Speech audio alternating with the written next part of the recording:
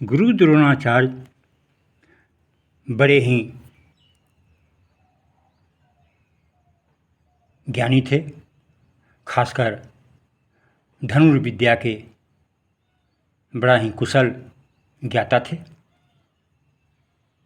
और उन्हें दुर्योधन अब डेग डेग पर समझा रहा है, बतला रहा है, सिखला रहा है, बच्चों की तरह, बोध की तरह। वह समझ रहा है कि गुरु द्रोणाचार्य के पास उतनी पूर्ण ज्ञान नहीं है। मैं इन्हें बतलाकर, समझाकर पूर्ण कर देता हूँ। गुरु द्रोणाचार्य को एक एक योद्धा के बारे में तुलना करते हुए अर्जुन की योद्धा और अपनी योद्धा से तुलना करते बतलाता है, किससे कौन जीतेगा, किससे कौन हारेगा, किसको कौन पछाड़ेगा, किसको कौन मारेगा, कौन किससे मार खा जाएगा, कौन किससे भाग जाएगा, कौन किससे हार जाएगा, कौन किसको हरा देगा। सारी बातें, जबकि गुरु द्रोणाचार्य तो खुद इस मामले में पंडित हैं, ज्ञानी हैं, फिर भी उन्हें समझा रहा है। यही अहंकार, यही दुर्गुण दुर्योधन के व्यवहार में डेग डेग पर झलकता है। यानी उसका स्वभाव स्पष्ट हो जाता है कि यह दुर्योधन बड़ा ही दुष्ट स्वभाव का है। उसके एक एक डेग में दुष्टता, भोग की भावना, लोभ, घृणा, अहम भाव भरा हुआ है। ऐसा खलनायक यदि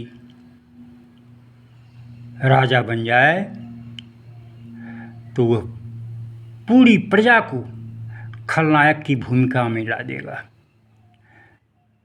पूरा राज्य, पूरा साम्राज्य, पूरा देश बिगड़ जाएगा। त्राहिमाम मच जाएगी। लूटपाट, नोच खसोट, छीन झपट, अपहरण, बलात्कार, तिरस्कार, अवमानना, डेग डेग पर सज्जनों का, देवताओं का होता रहेगा। इस बात को एकमात्र भगवान श्री कृष्ण ही समझते थे। इसलिए वे चिंतित हो रहे थे, इसलिए वे व्यग्र थे। जो भी राष्ट्र में, समाज में महापुरुष होते हैं, वे दूर दृष्टि रखते हैं, दूर तक देखते हैं। और जनसाधारण बस पेट भरे से काम या फिर अपने स्वार्थ के लिए व्याकुलता को दिखाते हैं।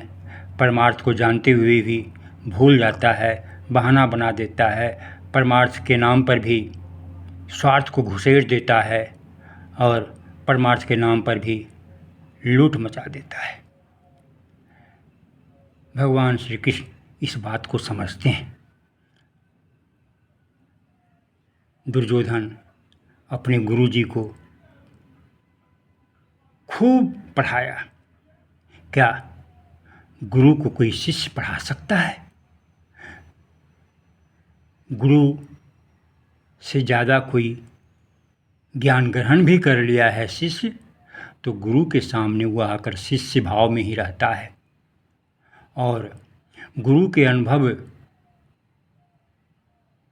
पूर्ण ज्ञानों को सुनने के लिए ललायित रहता है, ताकि हमारा ज्ञान और उनका ज्ञान में अब क्या भेद रहा है, अंतर रहा है, मैं समझूं इस बात को।